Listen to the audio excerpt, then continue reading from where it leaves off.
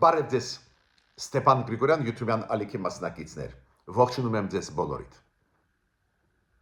Այսօր,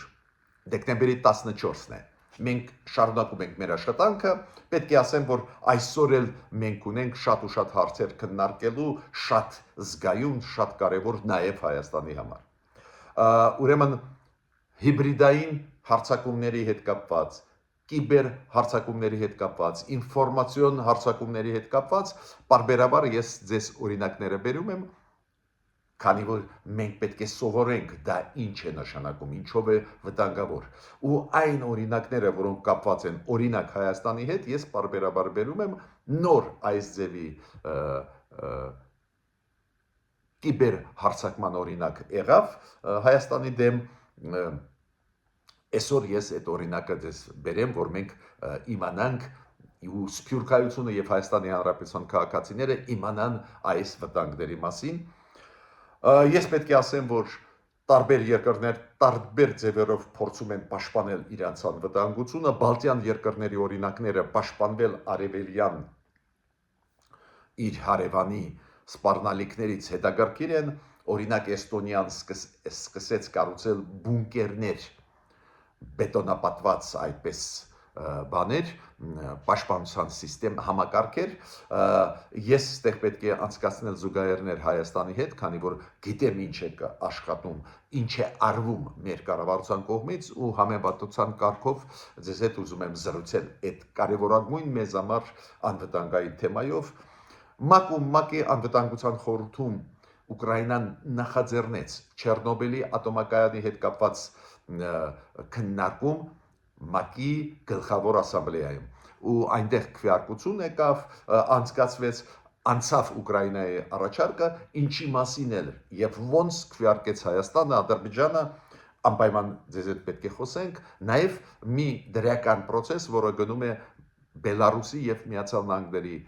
բանակցությունների միջոցով դրական process, որը բերեց նրան, որ մեծ թվով քաղբանդարկյաններ ազատվեցին Բելարուսից։ Անպայման դրա մասին մենք այսօր կխոսենք, այդ ինչ process է։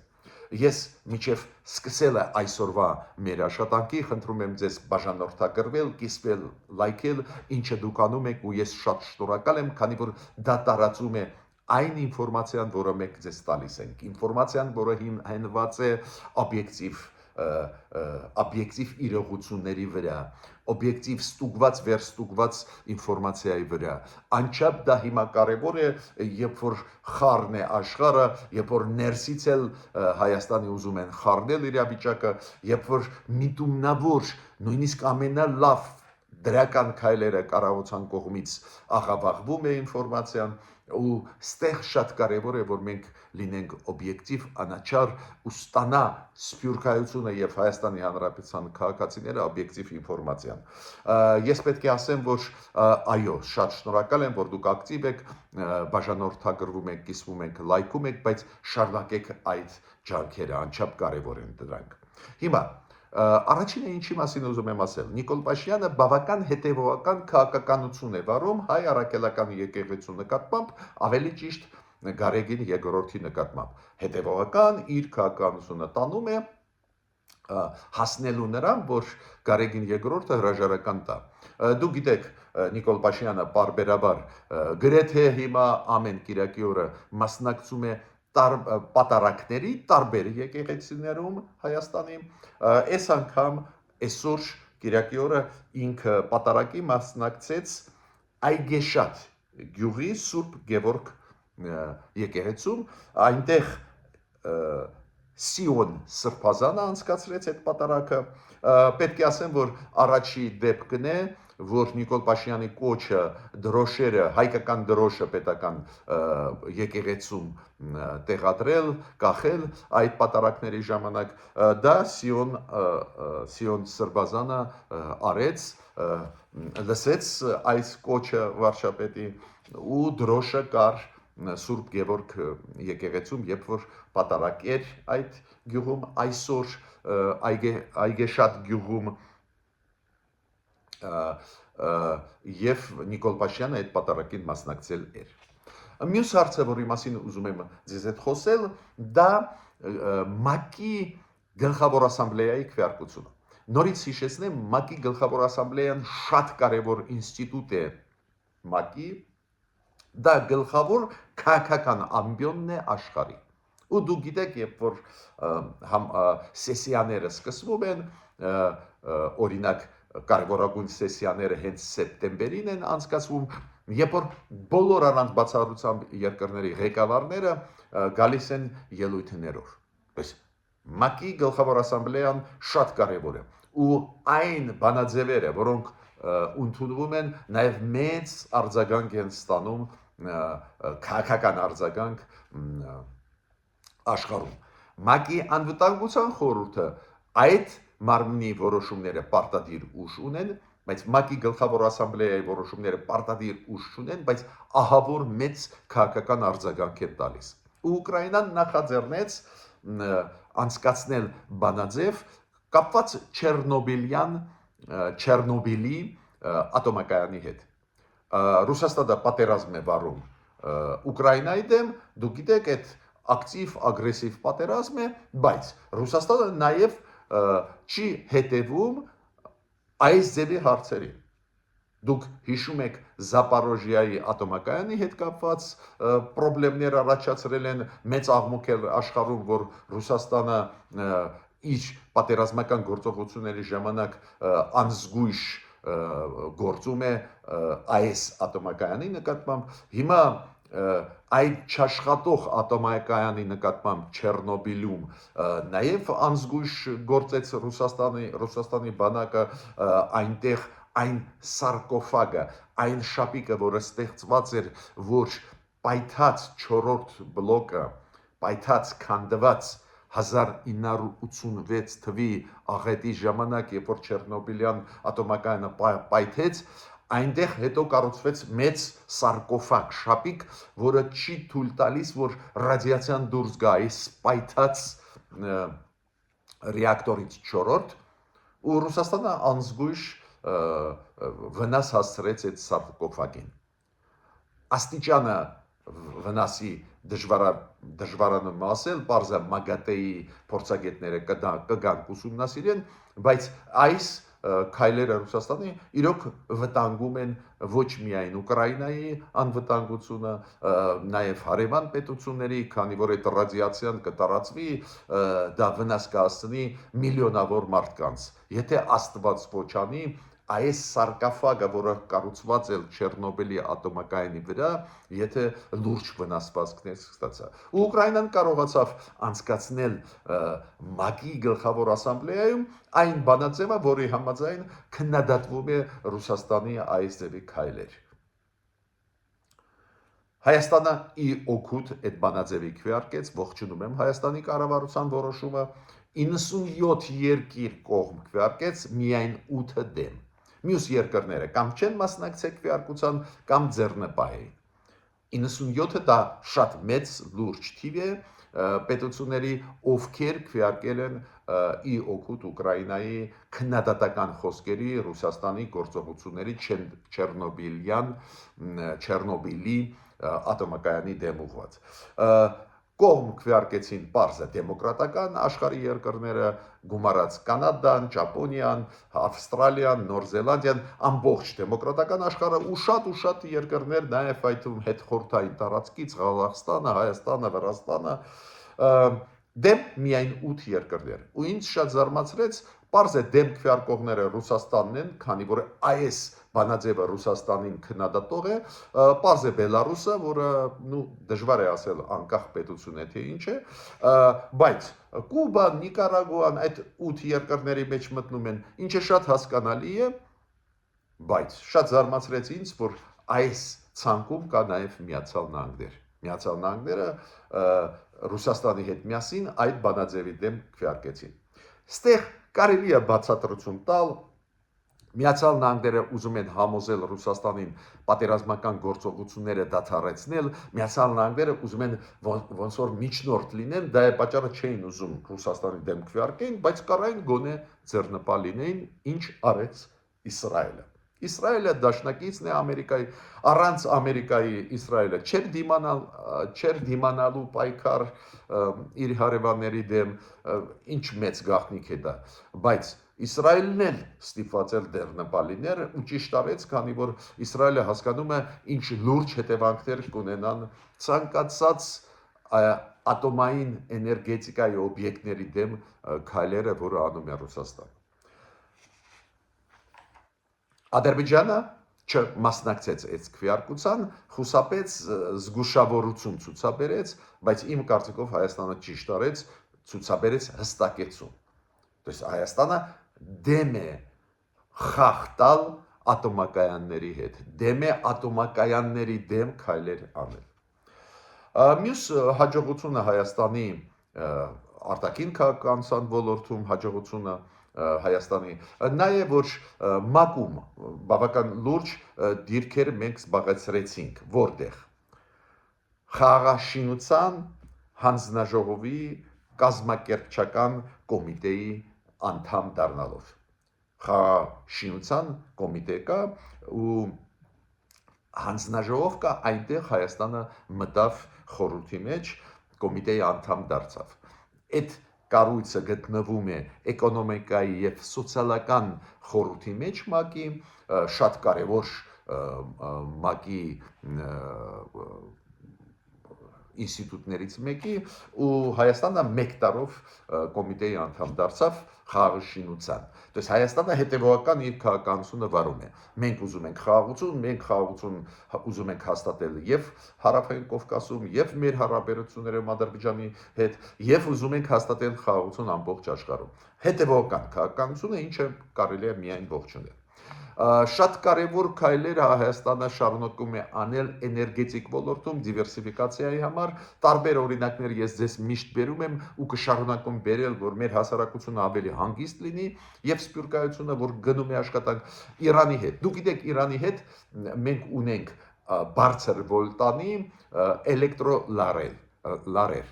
Մենք տեղափոխում ենք էներգիան Իրանին,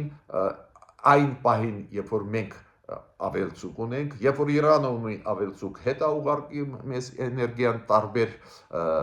սեզոններում, այդ աշխատանքը անչափ կարևոր է, բոլորը գիտեն, հիմա մենք կառուցում ենք նոր բարձր էլեկտրավոլտանոց լարեր Իրան, Հայաստան, Վրաստան, որ ռեգիոնալ համագործակցություն լինի, բայց վերջին նիստը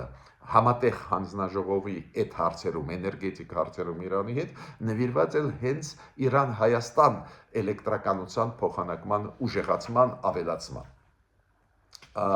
Շատ կարևոր նիստ էր արտգործնախարարությունում, որտեղ որ Բենիլյուքսի երկրները, Բելգիան, Նիդերլանդի եւ Լյուքսեմբուրգը ուղարկեցին Հայաստան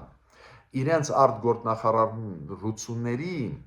քաղաքական վարչությունների ղեկավարներին, քանի որ այս պետությունների հետ ոչ միայն գնում է համագործակցություն տարբեր հարցերում, իրանք Եվրոմիության անդամ են, այդ շրջանակներում մեզ օգնում են տնտեսական տարբեր ոլորտներում, նաև քաղաքական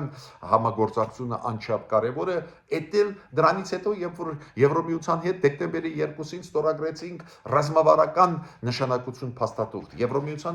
մենք անցանք ռազմավարական մակարդակի, հետո ավելի ուշ մի քանի օր հետո ստորագրեցին Գերմանիայի հետ, հիմա այս երկրների հետ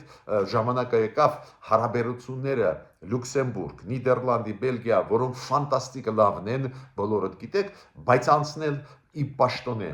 քաղաքական ռազմավարական հարաբերությունների ու այդ երկրների արտգործնախարարների քաղաքական վարչությունների ղեկավարները Հայաստանում են իրենց ընդունեց փոխարտգործնախարար Վահագն Կոստանյանը ու քննարկումներ դրա շուրջ անցկացվեցին։ Միայն դա կարելի է ողջունել։ Անչափ կարևոր է դա, որ ռազմավարություն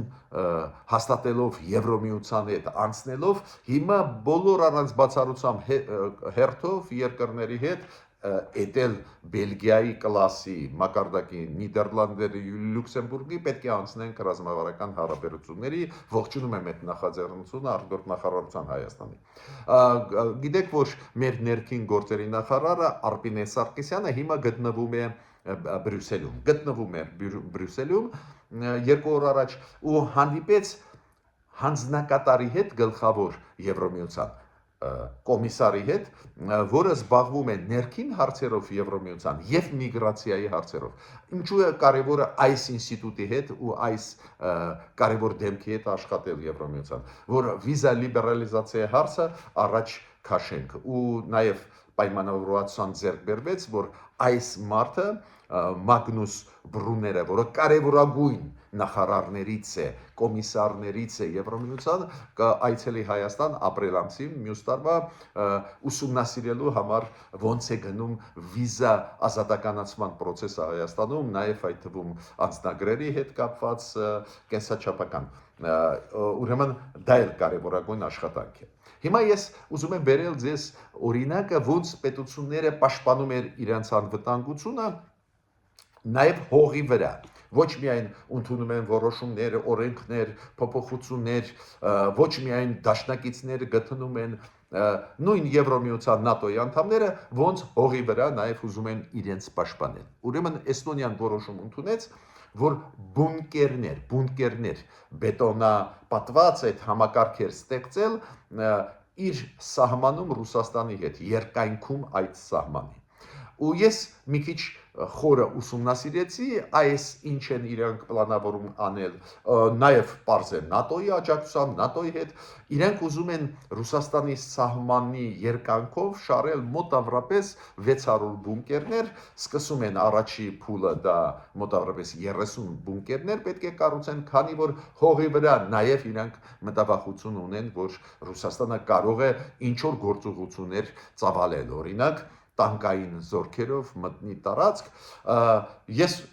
ճիշտը ձեզ ասեմ, համոզված չեմ, որ Ռուսաստանը կհամարձակվի ՆԱՏՕ-ի անդամ երկրի դեմ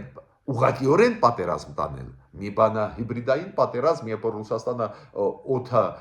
խախտում է օդային տարածքը Էստոնիայի, երբ որ ուղարկում է, ասենք, դրոններ դեպի Էստոնիա, դեպի Լեհաստան, այդ մի բան է, մի այլ բան է, որ զորքերով մտնի, ես ճիշտ ասած համոզված չեմ, որ Ռուսաստանը ուղղակի կհամարձակվի, բայց իրենք հասկանում են այդ վտանգները։ Իրենք տեսնում են, որ Ռուսաստանը ավելի մեծ քանակությամբ զորքեր կուտակում է Էստոնիայի սահմանի մոտ ու մտածում են ոնց դուրս գալ իրավիճակից։ Ու այդ բունկերների ծրագիրը ես մի քիչ խորացա ու ճիշտը ձեզ ասեմ մեկ բան, շատ կարևոր։ Դուք հիշում եք ես ձեզ ակնարկում էի մի քանի ամիս առաջ, որ մեր կառավարությունը մեկ-մեկ մեզ փորձագետներից հրավիրում է ցույց տալու համար, ինչ աշխատանքներ են գնում սահմաններում հայ օրինակադրբիջանական ուժեղացնելու մեր պաշտպանողական համակարգը։ Չեմ ուզում խորանալ նյուանսների մեջ, կա հասկացություն, անվտանգություն, ինֆորմացիայի տարածումը առանձին հարցերում պետք չի, ուղղակի ես իմ աչքերով տեսնում էի այդ համակարգերը, որոնք մերոնք կառուցում են սահմաններում, ապահովելու համար Հայաստանի անվտանգությունը, հայո, հիմա շատ լավ է, որ դեպի խաղաղություն է գնում, դեպի բանակցություններ Ադրբեջանի հետ, Թուրքիայի հետ, մենք այդ միանշանակ ողջունում եմ, բայց միշտ էլ պետք է պաշտպանվես, պաշտպանական համակարգը ուժեղացնես։ Ու ճիշտը ձեզ ասեմ, մի գլուխ ավելի լուրջ ուժեղ պաշտպանության ոլորտում քայլեր մենք անում ենք հենց այդ բունկերների հարցի հետ կապված, նույնատիպ հարցերի հետ կապված, մի գլուխ ավելի ուժեղ Էստոնիայից։ Ինչ եմ ուզում ասել, ուզում եմ ասել, ես իմ աչքերով եմ դա տեսել, ուրեմն դա շատ կարևոր է ու շատ դրական է ֆիքսել։ Ես պետք է նաև ասեմ, որ Ադրբեջանի այն քաղաքականությունը հիշում եք, երբ որ Հեյդար Ալիևի արձանները իրանք կառուցում էին տարբեր երկրներում, բացի դրանից ստեղծում էին ինչ-որ կառուցում էին դպրոցներ տարբեր երկրներում, որ Հեյդար Ալիևի անունը դնեն, Դու այս քաղաքականությունը իրանք վարում են, հիշում եք Մեքսիկայում, հետո Մեքսիկայի քաղաքապետը հանեց արձանը Հեյդար Ալիևի, հիմա նույնատիպ սկանդալ զարգանում է Ղրղստանի հետ։ Ղրղստանում նույնատիպ ծրագիր իրականացնում է Ադրբեջանը Ղրղստանի հետ, Ադրբեջանի արտգործնախարարությունը ֆինանսավորեց ստեղծել դպրոց Ղրղստանի մայրաքաղաքում, նաև այգի ու պարզվեց, որ փողերը չփոխանցեցին ու հիմա Ղրղստանի կողմը տալիս է դատի Ադրբեջանի արտգործնախարարությունը։ Գիտեք, շատ ու շատ բաներ, երբ որ ձևական են անում, այդպես պրիմիտիվ քայլերով տարածել ինֆորմացիան ֆորմալ շատ անգամ այս ձևի նախաձեռնությունները հետո տապալվում են, երբ որ լուրջ հիմքեր չունեն։ Ես պետք է ասեմ, որ երբ որ ես ասում եմ, որ հիբրիդային պատերազմի տարրեր կան, վտանգներ կան, մենք պետք է շատ ուշադիր լինենք, օրինակ մեր կառավարությունը տարածեց ինֆորմացիան, երեք մտահոգված տարածեց ինֆորմացիան, որ հիմա վիրուսային ինչ-որ ֆեյկային ինչ-որ բաներ են տարածվում, իբր մեր կառավարությունը ինչ-որ փողեր պետք է վերադարձնի ինչ-որ մարդկանց ակնհայտ ֆեյկային ինֆորմացիան, բայց մարդիկ երբ որ լսում են, որ պետությունը պետք է վերադարձնի ինչ-որ բանկային պարտքեր կամ ինչ-որ բաներ մարդկանց, մարդիկ կարող են արձագանքել, կարող են մտնել այդ կայքերը, այդ ցանցերը ու շատ լավ է, որ ժամանակին մեր կառավարությունը զգուշացնում է, որ այս վիրուսային ինֆորմացիային չարձագանքեք, դա վիրուսներ են, երբ որ դուք կմտնեք, ձեր տվյալները ձեզանից կվերցնեն, իբր որ ինչ որ գումարներ ձեզ պետք է կառավարությունը վերադարձնի, ու դա վտանգ է, քանզի դուք կտաք ձեր օրինակ բանկային տվյալները ու հետո այդ մարդիկ կօգտագործեն հենց դեր դեմ, շատ լավ է, որ կառավարությունը արձագանքեց, բայց միտքս ինչու՞մ է կայանում։ Միտքս նրանում է կայանում, որ հիբրիդային պատերազմի տեսակները տարբեր են, դա դասական հիբրիդային պատերազմ է։ Նաև ուղղված կառավարության հեղինակության դեմ, քանի որ մարդիկ հիմա կարձագանքեն, հետո կպարզվի, որ դա ֆեյք է, կհիաստապվեն, բացի դրանից մարդկանց տվյալները ինչ որ օտարի ձեռքը գնում են, պերսոնալ տվյալները, բանկային տվյալները, բանկային հաշիվները, իրենց անձնական տվյալները, պարզ է, որ դրա դեմ պետք է դեմը առնել, շատ լավ է, որ ժամանակին արագ կառավարությունը արձագանքեց այս մտահոգիչ ինֆորմացիայի։ Ու հիմա անցնում են կարևորագույն այսօրվա հարցին, դուք գիտեք, որ Լուկաշենկոն, որը նախագահ է Բելարուսի, ինքնակոչ, ինքը որոշում ընդունեց բավական մեծ թվով մարդկանց